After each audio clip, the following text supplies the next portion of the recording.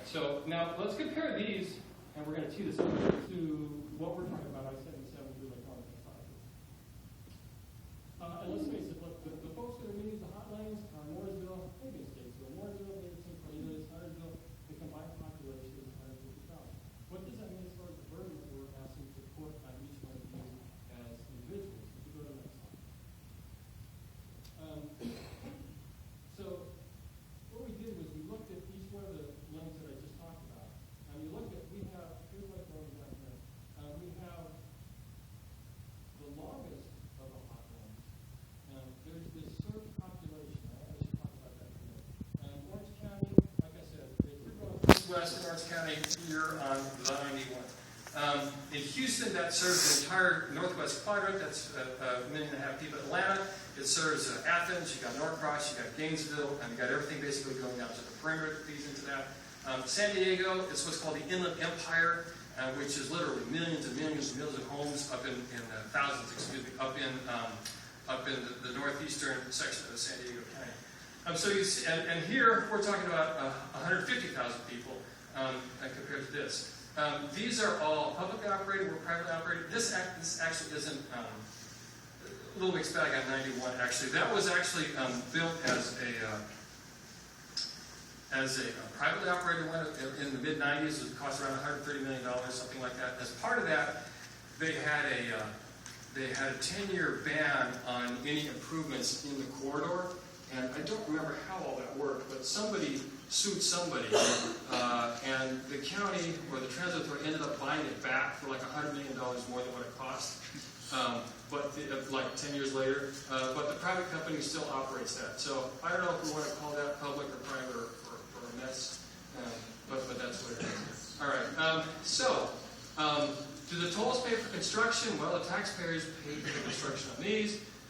We're expected to cover some of those construction costs for us. What does that mean as far as a benefit? As a burden? There's a number of ways you could look at that.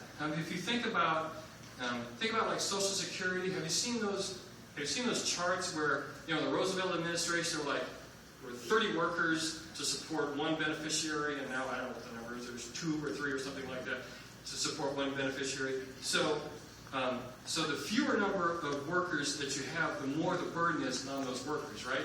There's kind of an analogy, we could look at that with hot lanes. Next slide, please. Where if we look at the population supporting 1 mile of hot lanes, well, we have several thousand people supporting 1 mile of hot lane, and here we're asking for 5,000 people to support 1 mile of hot lane, which is basically burden 15 times greater than what the next lowest number is. There's another way to look at that, and that is how dollar-wise, or what are we talking about in terms of, if everybody shared the burden equally, what would the dollar per resident be? If we go to the next slide. And we had some good data on 77 versus 85, so we'll take a look at that. So the capital cost, remember we said it was $550 million. I-85, that's paid for by the state of Georgia, all the taxpayers. So if we do our arithmetic, 50 years, means we have $11 million to cover the capital cost per year. Now, don't know how that's going to be advertised. Maybe it's end-loaded, don't know. But on average, that's going to be $11 million a year. We said, based on what we looked at with Atlanta, that $2 million a year was kind of fictional. So we said $3 million for an operating cost, and we have to cover profit. Atlanta, they had $4 million, even though they had about half a hot line business, and they don't have to pay a profit. So what you see is we'd have to have $16 million a year on average, and the Atlanta hot lane has $4 million a year. This really jumps out at you when you look at that on a per-person basis, because remember, the served area of Atlanta is much, much larger than what we're talking about here. And we looked at these numbers, and we couldn't figure out what we're doing wrong. We might be missing something. Full disclosure, I don't know. But in Atlanta, it's about 0.3% per person, and the annual liability for hot lanes in Lake Norman area is $107 per person. What are we missing? What are we missing? We have a couple of ideas, and if you go to the next slide, this is our most speculative chart, quite frankly. But we're trying to figure out how the hot lane model can work, given the cost and given the amount of people that there are to support it. Well, what's going on? Maybe it is that this model is going to be end loaded, and they're expecting tremendous future congestion on this. And so, who knows how high the tolls are going to go? But that's one possibility that they're counting on a pretty high toll. The other is maybe it is that there could be a future taxpayer subsidy for this, like a bailout. About a year ago, there was an NCDOT engineer in a meeting, and he said, well, the taxpayers could be on the hook for somewhere between $25 and $100 million, something like that. He didn't know a reporter was in the room. And the next day, it ended up in the Observer, and they kind of tried to walk that back. But there is, again, we don't know, we don't look inside the contract, but there is that possibility that there could be a taxpayer subsidy. The other is that there's significant money put into the project. In fact, if you read this morning's Observer, they said that of the $550 million, there's $170 million of public money that's going into this. Now let's think about that for a minute, all right? There's $170 million of public money. If we wanted to build, the estimates that we have, if we wanted to build pot lanes from general purpose lanes from 23 to 36, that would be $130 million. There's $170 million of public money. There's $130 million to build the general purpose lanes. Am I begging a dumb question here? Now, granted, that $170 million, I'm sure, comes with strings attached to it. It has to. All right. But again, looking at this from the citizen's perspective, we say, you know what? We're going to spend $170 million on a $130 million solution that's going to cost us $550 million. And not only that, there's another $200 million in operating costs and profit on that. And so you can see why, as a citizen's perspective, we're kind of frustrated by that. Next slide, please. All right. Now, again, let's imagine that you're a CEO of a company now, and you're looking to locate a business in the area. And let's say, you know what, you decided on the Carolinas, all right? And I picked two areas. I picked basically equidistant from the Charlotte Douglas International Airport, and there are a number of things that go into making a business move. One of the most important is the cost of doing business, and one of the costs of doing business is the tax structure. Well, if we look at corporate income tax in South Carolina, that's lower. If we look at the gas tax, that's lower. If we look at the gas plus the state excise tax, that's lower. South Carolina has the 47th highest gas tax in the country. North Carolina has the 6th highest.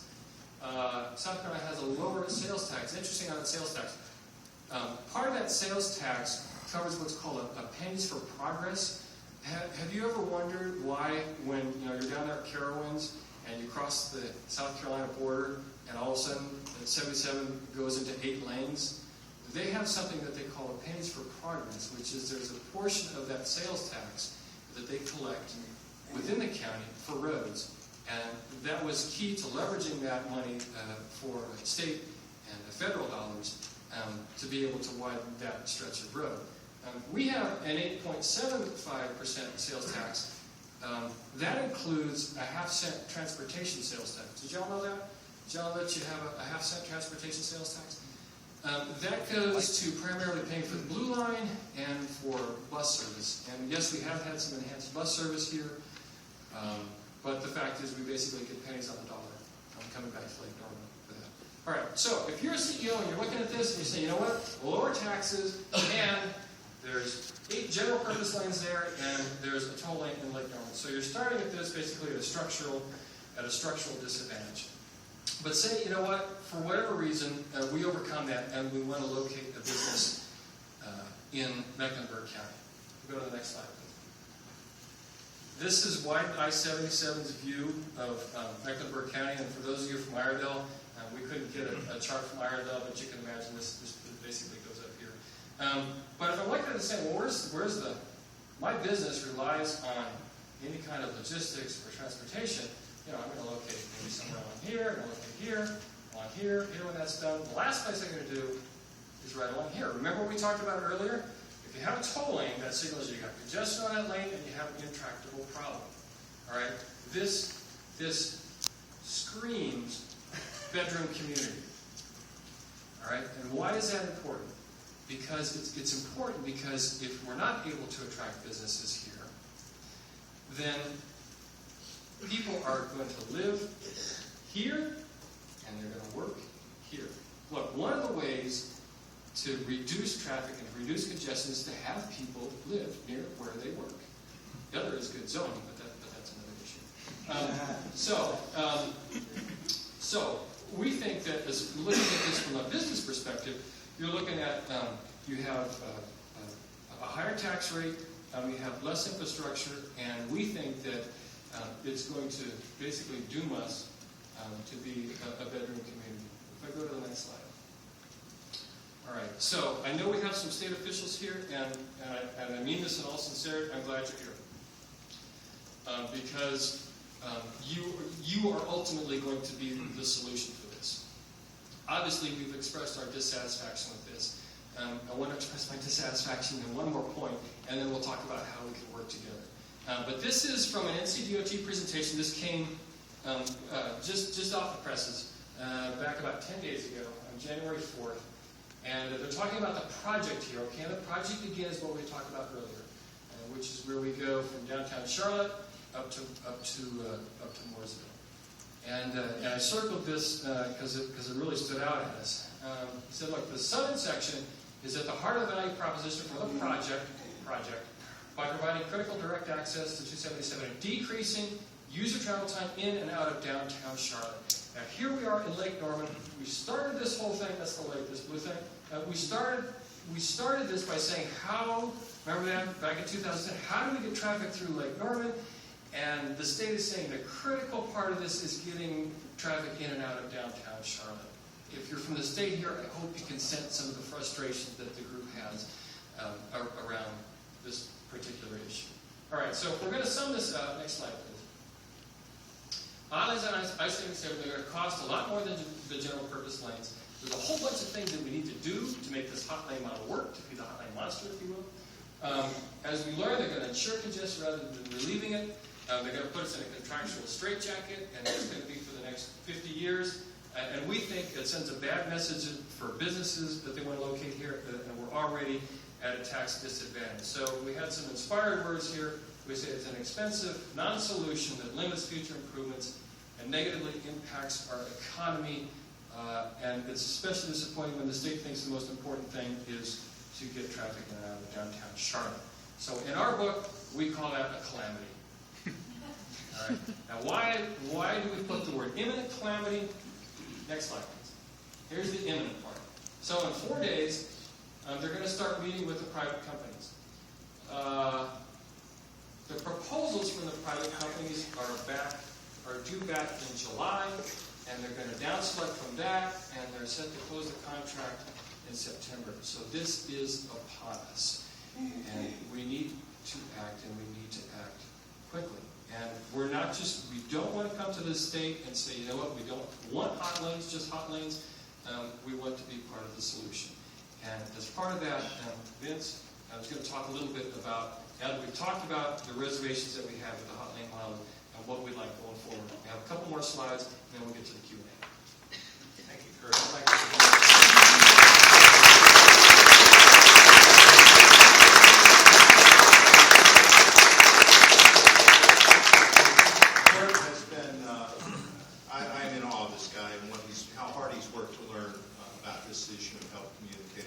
My name is Vince Weingartner. I live in Davidson.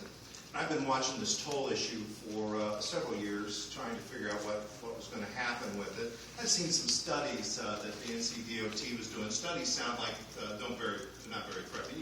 You expect your government to learn about an issue and then before they implement it, and then have a conversation after the study to make sure that they're doing the right thing.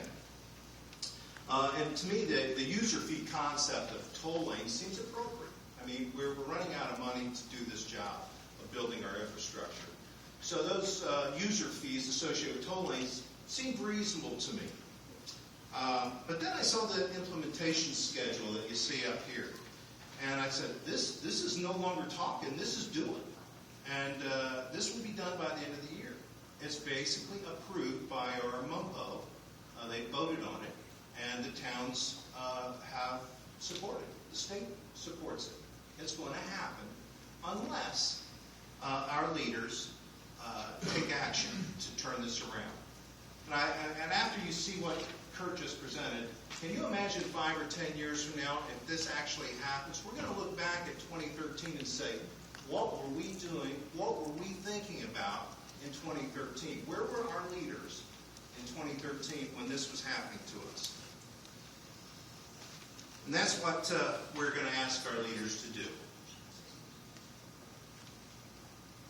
What we want our leaders to do from Mooresville, Davidson, Cornelius, and Huntersville is to convene an ad hoc committee to investigate alternative solutions to the P3 hot lane option. We would like to recommend general purpose lanes as that alternative, but let's get out there and have that conversation and not institute the P3 hot lane concept. We also need to convince NCDOT to put the brakes on and postpone awarding the contract until all alternatives have been vetted. But what can we do as citizens? Many of you here tonight came and are here to learn about it. That's a great first step. We ask you to go to widen I77.org. On there are a number of different links where you can validate what Kurt has just presented. You'll see also on there opportunities to go to other parts of the country and see how those citizens have received their hot lanes. It's not a very popular concept in these areas. We are also having a widen I77 working session next Monday night upstairs in Hotel 4, 7 p.m. You're welcome to join us at that and help us plan our next steps of outreach to our public, our citizens, and our leaders. What else can you do? You can go to our website, widen-i77.org. Contact us via the widen-i77@hotmail.com, our email address. We'll get you on our blog. And then we're also, Sharon, very proud of that. 50 people on Facebook. 50 people like us. So that's real positive. And while we're talking to Sharon, she's now going to lead us in a question, comment, answer session.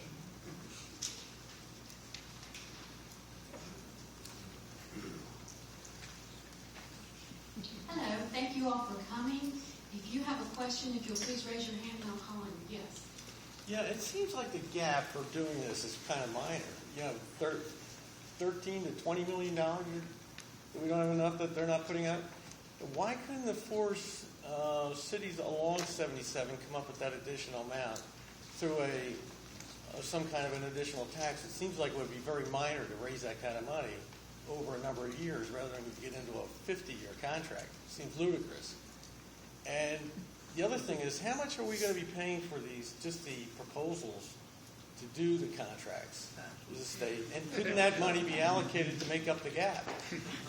And then the final thing is, I guess this is all comes down, it seems like it's all coming down to Charlotte's driving this. And no matter what you want to do up here, as long as these mayors up here are agreeing with them, it's all Charlotte driving this whole thing.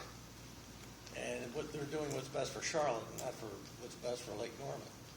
So it just seems like it's going to be tough, especially from what I hear is our mayor is not supporting this. She's supporting the tolls. And, Can you talk about here, and I'd like to refute that. oh, I heard that. I heard that was true. You're not supporting it? Mr. Knox put that on his website because during our board meeting, I tried to explain some things to him, and I was immediately labeled as a toll supporter. I'm not a supporter. So that's not true? I'm not a supporter. Lynette, you were the town's representative on Longboat. And I was a directed vote by my board. I was directed to vote that way. So my entire board, I am a directed vote. That was not a vote of my own volition. I was directed unanimously by my board to vote that way. So I voted the way my board told me. So it is unfair and to characterize me as either a toll supporter or as a toll defender. I have no position. I'm in a learning, listening phase. That's why I'm here this evening. So I want everyone here to know that. Lynette, we would love to have your support to look at I'm in a alternatives. listening phase. I'm listening to all points of view, but I want that. I was unfairly mischaracterized. We'll change the website. Thank you very much. Okay. But I want to answer this gentleman's question. And So why can't we cover that gap with $13 million? We've said all along, we're not transportation experts, we're residents or citizens like you would care about the area. Try not to be too prescriptive about what the solutions are, but that's one of the things that we should be looking at. And how can we leverage some local money to get additional state and federal funding? And then you asked about how much we're paying the private companies. There are 4 private companies. Did I mention that? I had so many things I wanted to say. Sorry, there are 4 private companies that are bidding. And they're going to receive a remuneration, renewal. Can they receive that? They're going to get paid. They're going to get paid $500,000 a piece to support.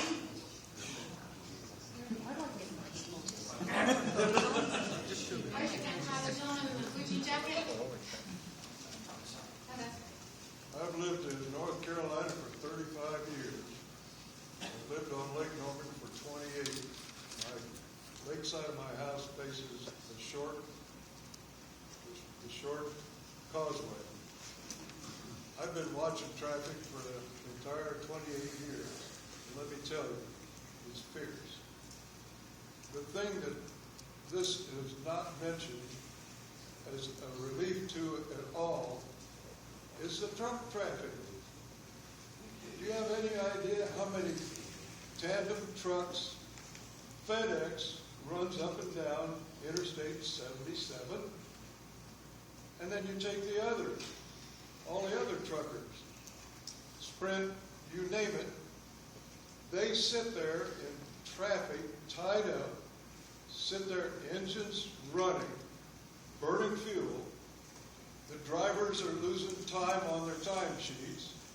It's costing industry around here zillions of dollars. And on top of that, they're the ones that pay the highest fuel tax. And they're the ones that are suffering more than we are because they have money directly involved with what they do. Jerry Orr's got a great idea. He's a great manager down at the airport. Not only is he ahead of the curve in expanding the airport, now he's putting in rail lines. So you've got 2 legs of the stool. You've got air traffic and you've got rail traffic. You need the third one, and that's truck traffic. You need trucks to support the airport. When people come in here, and that's what made this place to start with, was a distribution center because of the intersection of 77 and 85.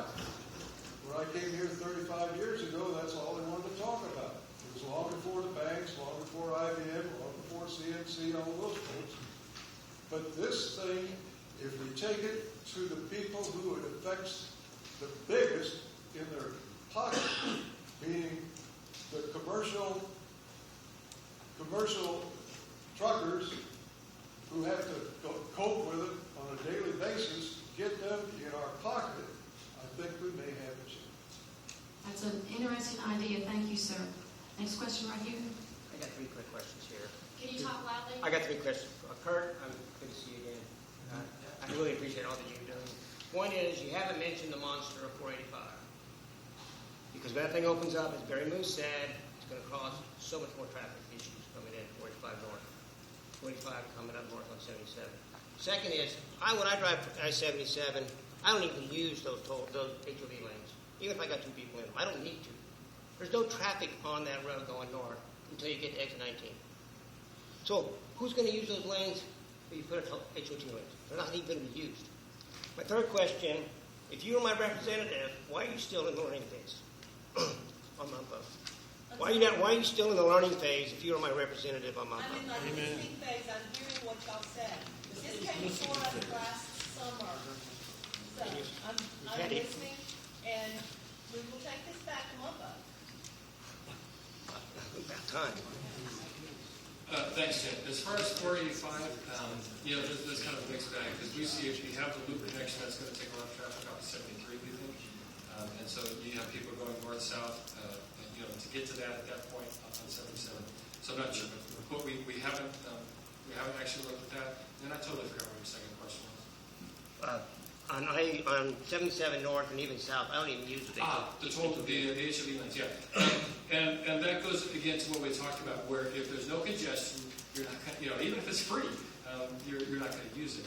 I think what's going to happen, as another kind of chip through the hotline monster, is that's going to be actually physically separated, so that maybe you get on, and this is just speculation. I want to be clear about that. This is just me. I don't speak for the group, and NCDOT, may know more about this. But I think if it comes down to it, those lanes will be physically separated, so it'll be like an express lane to downtown, so that you get on the Lake Norman area, you pay a set toll, and you can't use those lanes except as a toll when you pay it at either beginning of the month. Cleveland has something like that. Yeah. Mary Lou? Thank you. I think common sense says that it is hard enough to maintain our roads as it is, let alone to have companies making a profit on them.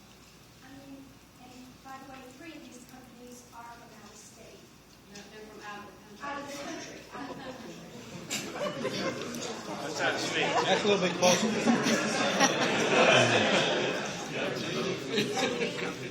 this thing doesn't work. The Celebrate Bay Expressway folded after 3 years, leaving the taxpayers $160 million to pay. And in doing some research, I was going to John Locke Foundation because they're in. So many of us like their research. And the Empress Professor of Transportation Studies, he's been in senior management for 42 years. And he says, number one, we aren't LA. And he said it is a flawed process, and it is the first thing that the state should take a red pencil to. And he is a conservative think tank, but going over to the Huffington Post, they don't like him either. Jay? Yeah, I'm Jay Corbett. I'm from Charlotte, and I hope y'all build general purpose lanes, and I hope you take it out of the light rail budget.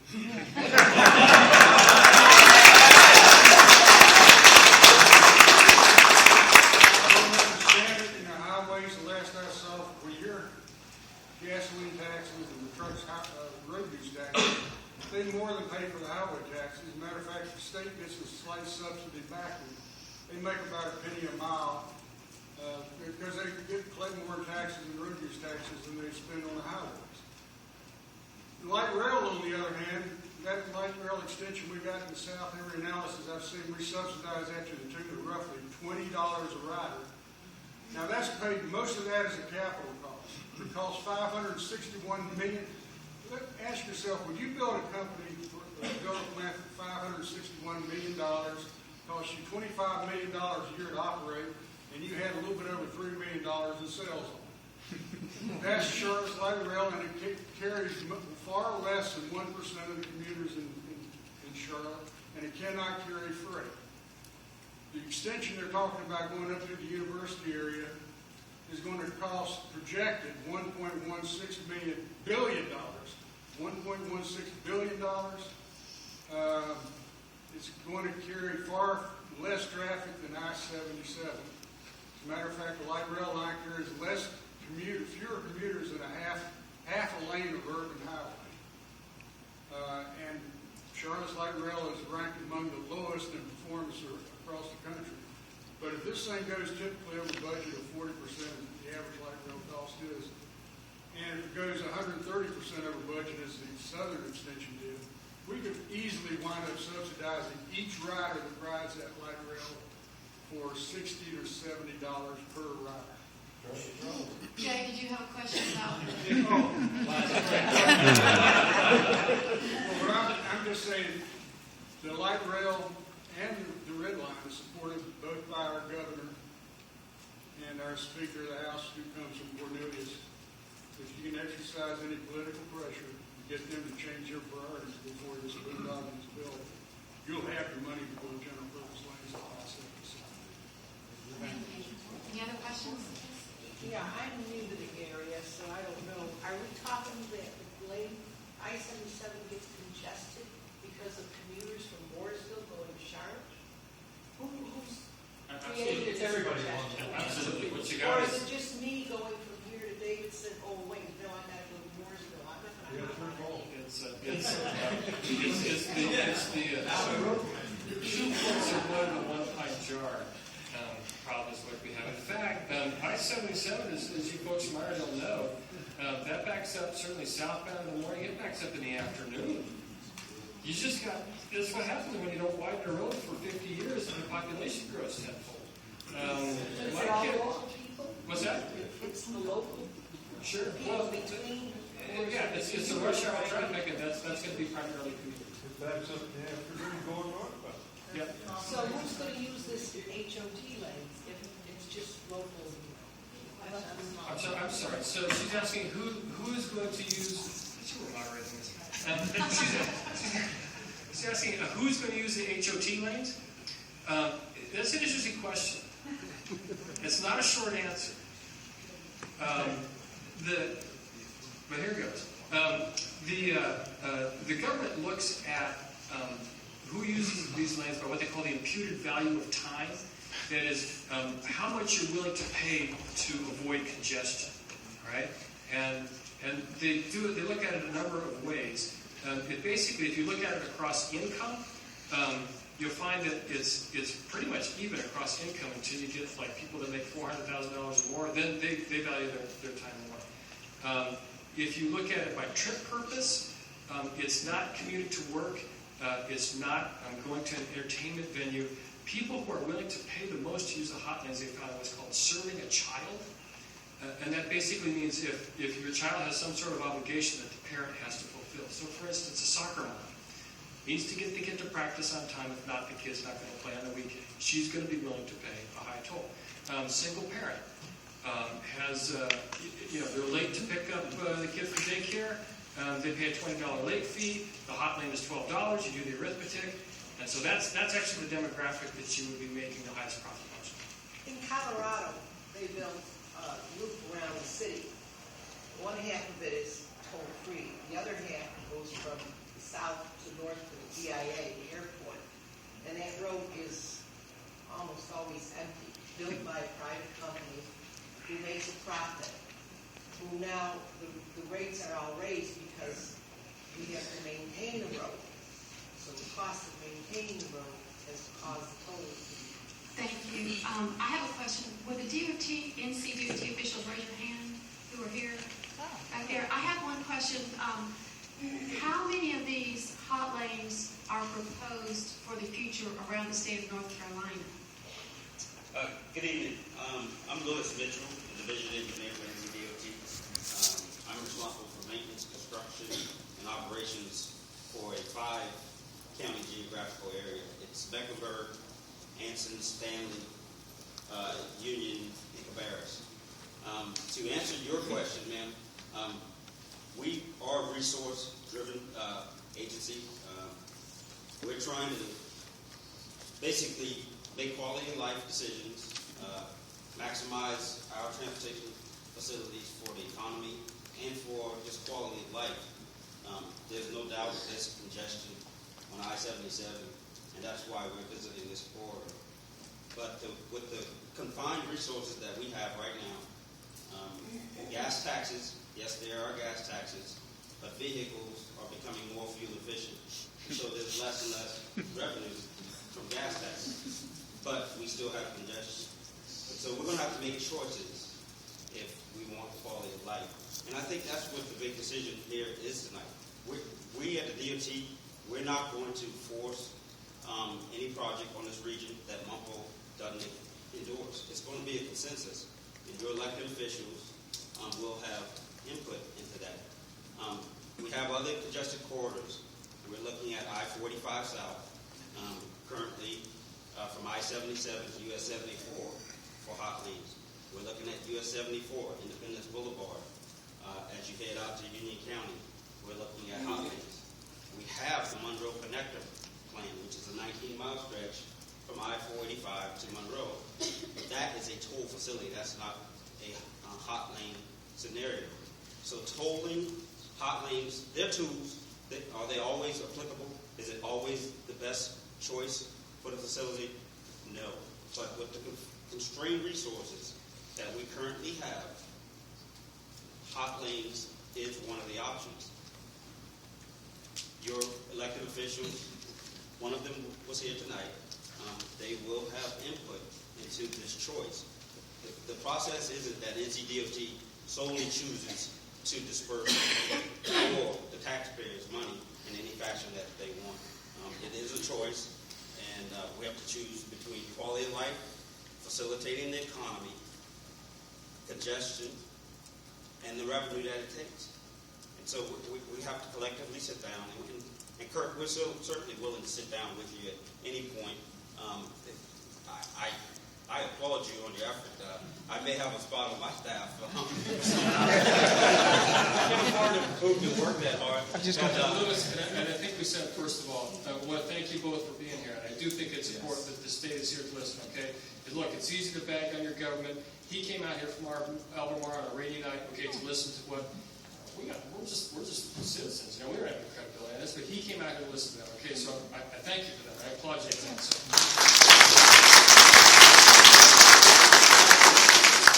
Joining to me tonight up on the front is Victor Barber. He's from our central Raleigh. He's with our central office. Scott Cole, my deputy, is here.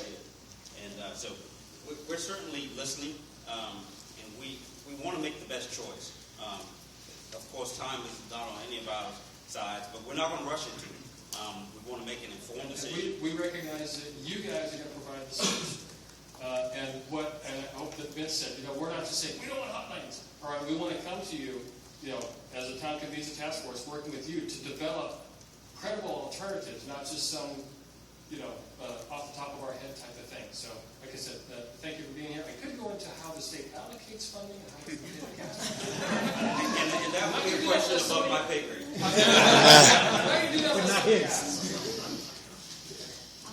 Bob, go ahead.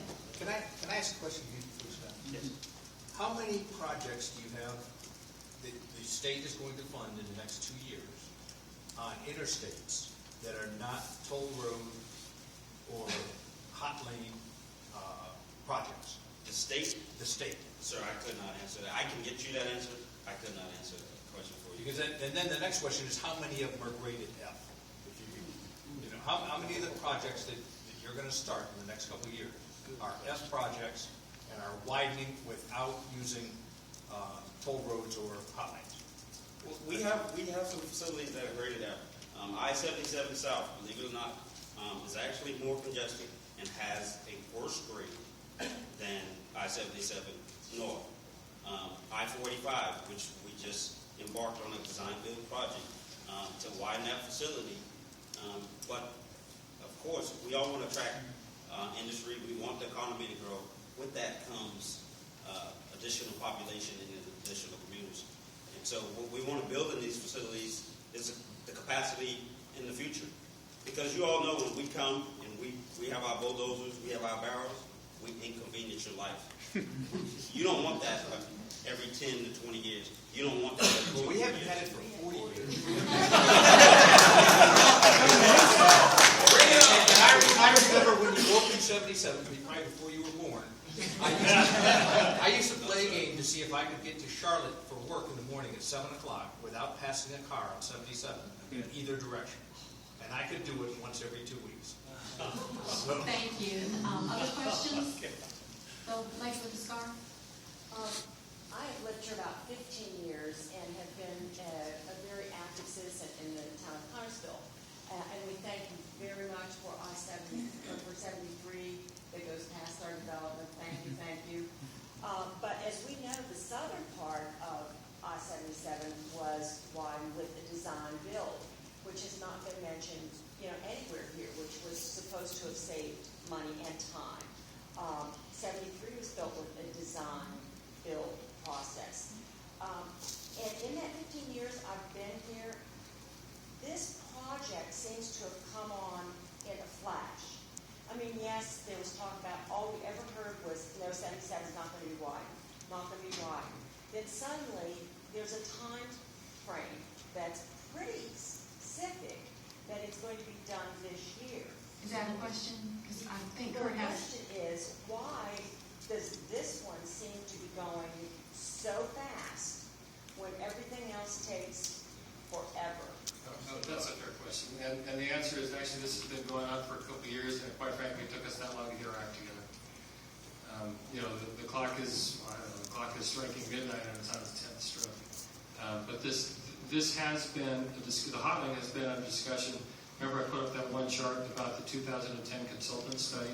That's when this first started. Now it really gained steam when they talked about the private companies and they get the private companies out. But all of that doesn't change the fact that it's imminent, right? Yeah. And so we need our local elected leaders to act quickly.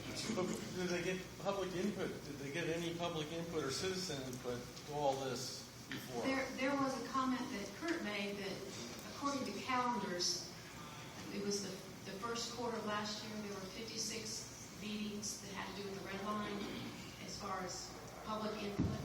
And as far as I know, this is the first one for the hot lanes, and it's not sponsored by the government, it's citizen driven. So that's very interesting. Yeah. And actually, I'll put a little bit of nuance on that. The state has sponsored several information sessions on the hot lanes. They've had that. I think they had some of those over the summer. Okay. For me, that was about what flavor of hot lane do you want, not are the hot lanes a good idea. So I think to Sharon's point, like the town of Cornelius, Dave, you guys convene a task force, the red line task force, to ask tough questions about the red line. Not about what parts of the plan do you like, but about the red line as a concept. And what Sharon is saying is our leaders have not done that yet. The lady in the pink, orange. I'm new at joining you in this effort. And I have a question that goes back to the soccer mom example. If a soccer mom has like 2 or 3 kids in the back of the car, how does the automated facility even know that she meets the occupancy standards? And if they give her a bill and send the bill to her, how does she fight it? And how is this going to impact the court system and cause all sorts of problems with the court system on bills that are improper? And the short answer is I don't know, but I think it has something to do with predator drones. And one thing, I'm sorry, I was being really with you, but you notice we haven't argued about whether or not the hot lanes are going to work technologically. All right, so we're just taking that at face value. If they say, if the folks that are experts are saying it's going to work, we say it's going to work. Now, there's some video technology and there's electronic surveillance and and how all this works through the courts and stuff. If that's what we're talking about, I'd say we've kind of lost the war. Lewis has a response to the technology. There is technology, out there for that type of enforcement. Unfortunately, because people have tried different things with other corridors, such as putting mannequins, that type of stuff, in vehicles, the technology is there to be able to discern if that's a human or not. Has anyone given any consideration to a short-term, long-term solution? Hot lanes may be ultimate or I'm sorry, sir. I have to call on people. I'm sorry. Sorry to do that. Hands up for if you have a question. Yes, right here. I'm a little bit disappointed. I hadn't heard much talk about necessarily the 4 lanes. It's sort of focused on the HOT lanes. Well, this needs to be 4 lanes going each direction, and I think that's a critical part of any project that should be looked at. There's been at least 2 or 3 serious wrecks around exit 30, for instance, and a lot of it had to do, I believe, with traffic merging in and out of the exit lane. Yeah, and of course that exit 30 on-ramp is a real bear. I mean, it's like unless you're in a Porsche. But you got to do something when you can't leave that way forever. And that again goes to the design of this, and we're looking at just the efficacy of the solution as it is. And in general, you basically think there's going to be 4 lanes, 2 hot lanes in either direction, up to exit 28, 1 lane over the causeway. You start messing around, and there's a ditch in the middle of the causeway, and so we're talking about filling that in, and you put lanes in either direction. Once you start adding to that bridge, There's all kinds of environmental concerns about that, and to hear the people, that talk about like it's the Apollo program or something as far as the complexity of it, it starts to affect the Duke watershed, and once you do that, you get like, I mean, if you ask an environmental agency, do you need an environmental study, and what do you think the answer is going to be? So for right now, it's 4 lanes up to exit 28, and then it's 3 lanes in either direction. Let's see, yes, Mike. If I could address a question to Vince, please. Can you talk louder? I'd like to address a question to the state representative, Vince, please. We saw that there's 4 days, I guess, till the state starts accepting bids on the proposal. Doesn't seem like a lot of time for us to reach our town representatives.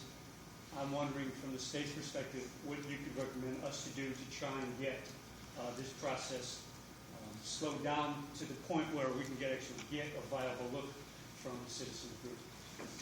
Victor, you want to answer that? Or? Go ahead now. Thank you. We're not accepting bids in 4 days. With that, one-on-one feedback with the 4 firms.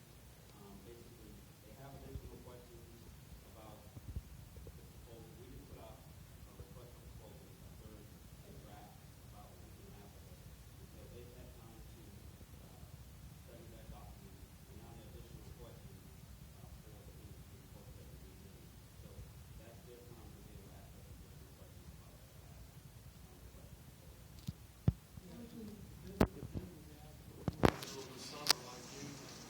He said the bids will be due in the summer.